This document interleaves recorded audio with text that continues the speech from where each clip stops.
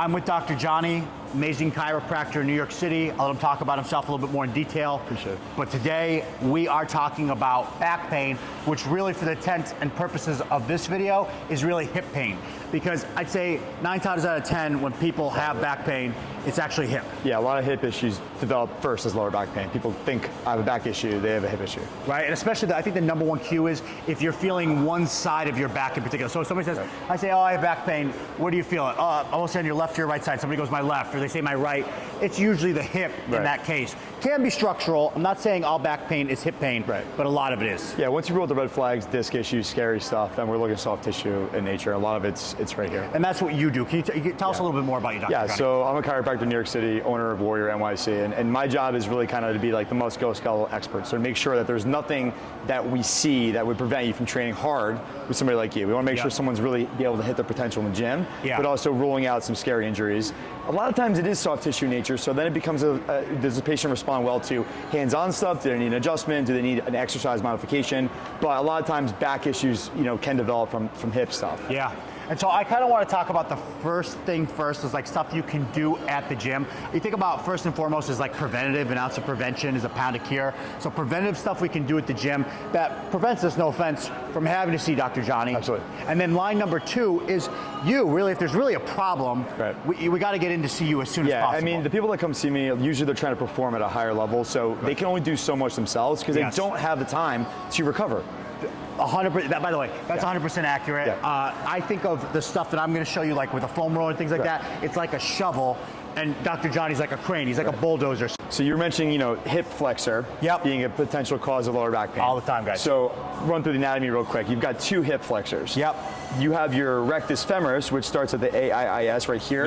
Goes below your knee, right? So it's involved in that hip and knee movement. And a lot of times that hip flexor can even develop to cause knee pain. Besides back pain. And that's a whole separate issue. IT band stuff and rectus femoris issues. The psoas is the one that is kind of deep in here, and it actually only crosses your hip joint, but it inserts on your lumbar spine. So when you're sitting all day, you're rounded forward, you lose this natural lumbar lordosis, meaning that C-shaped curve in your lower back, right? You like luxury cars, you sit in a Porsche, it's gonna push in that lower back and keep you And everybody upright. has some rounding in the back of their spine, like you can see here. Everybody can flatten out a little bit more, but it's natural to have some rounding. It just really can easily get aggravated. So I'm gonna teach Jacob a way to kind of isolate that psoas stretch in neutral spine, make sure that we are isolating the hip flexor, and the lower back is completely taken out of the stretch. So we're really getting to the root of the cause. So Jacob's gonna be in a lunge position, okay? So he feels pretty comfortable. He's done this, I'm sure, a million times with patients and clients, right? You're the first one I've ever done this with. So we want, a 90-degree angle. We want your foot underneath your knee. This looks good, okay? The other thing we want at 90 degrees is your hip. So we want your glute and your lower back to kind of just be nice and upright, right? From this position, we're talking about neutral spine. So everybody should have a nice natural curve in their lower back. I want you to round out, go forward. Okay, that's lumbar extension. People start leaning backwards to get more of a stretch.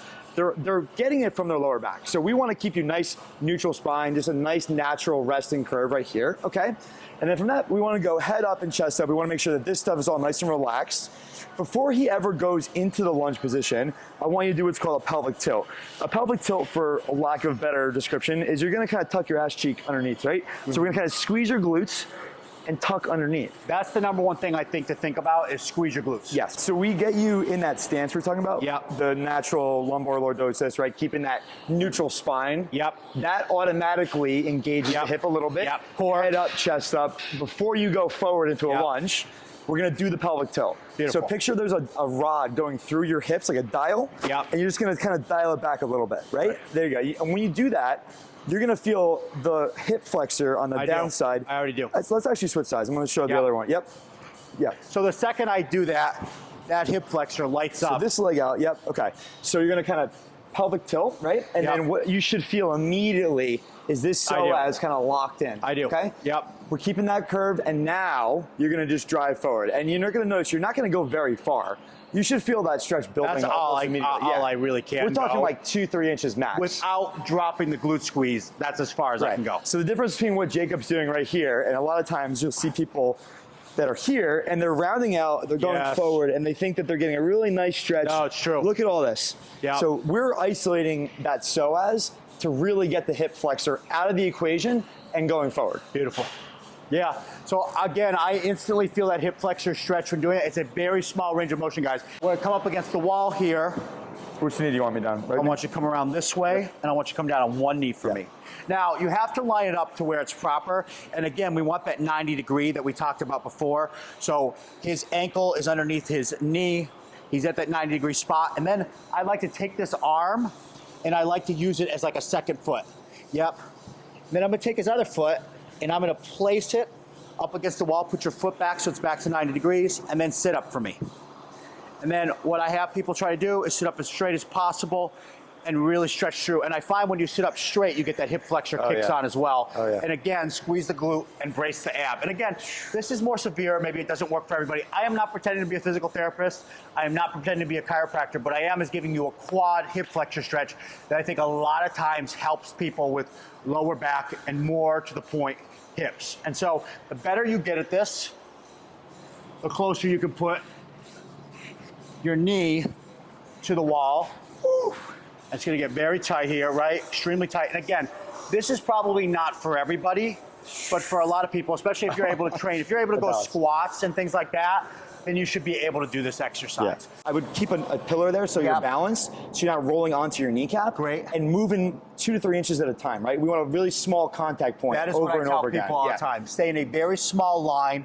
Find the spot of You don't pain. want you see guys rolling over the thing like they're on a ride. You really do, and you want to think about it like 2-3 inches. Movement, and I find the spot and I look for my, like right there, it's very, very tight. I just find a spot, hang out there for 5 seconds, move on. Great. So that is, so I would say 3 things we talked about.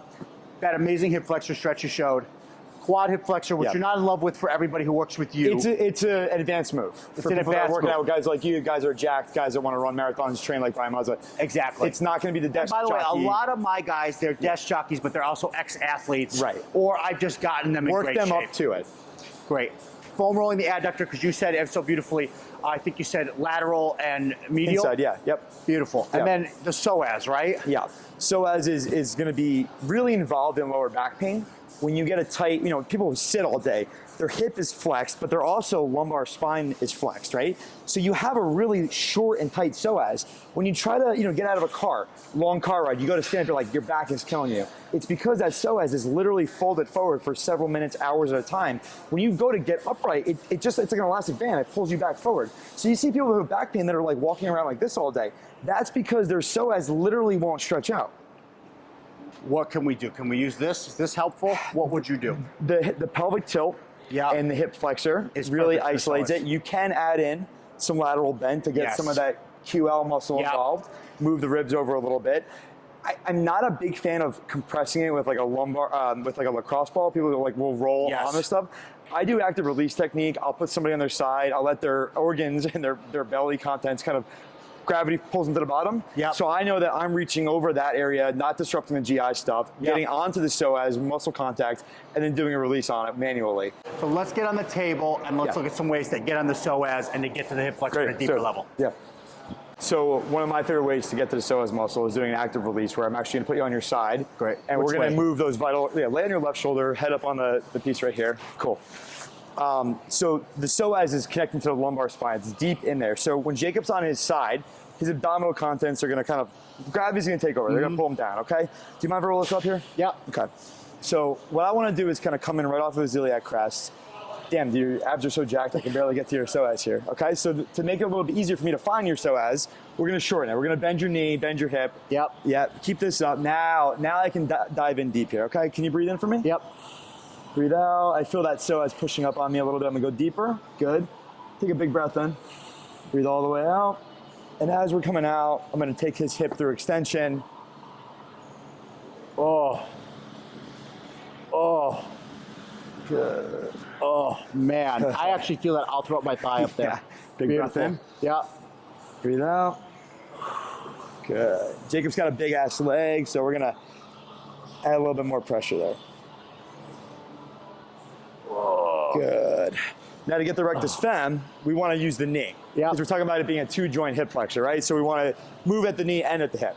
So I'm going to make sure that his pelvic tilt is happening. I'm going to actually rotate his hip with my hand.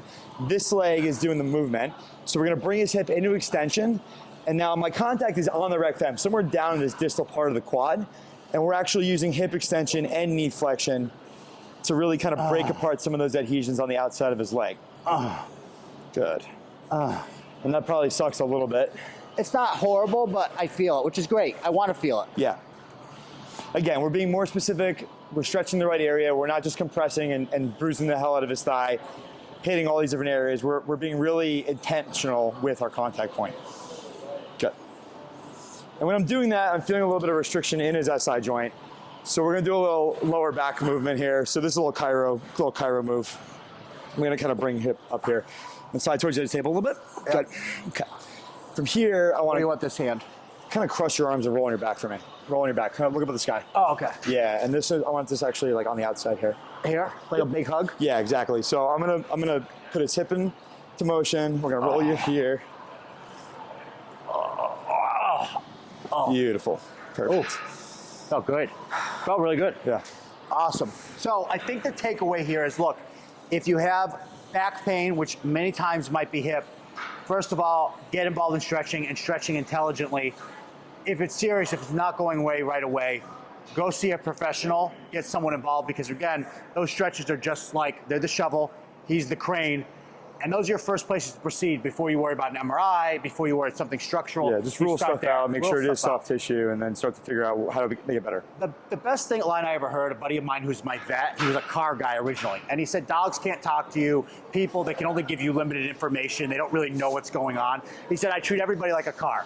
He said, I start with the cheapest option possible and I work my way up. And so if you start with the stretches at home, then you go see this guy, and then you continue on to PRP or some sort of other therapy before you look at something like surgery. Look at your other options, exhaust them before you move on. And the homeostasis is really when they work together. I mean, using different options in communication with the other ones, right? When you and I communicate about a client, everybody wins, especially the client. Okay, guys, if you like what you saw here, this is all about real things that you can do, real training for real life people. Hit a subscribe, follow me on Instagram.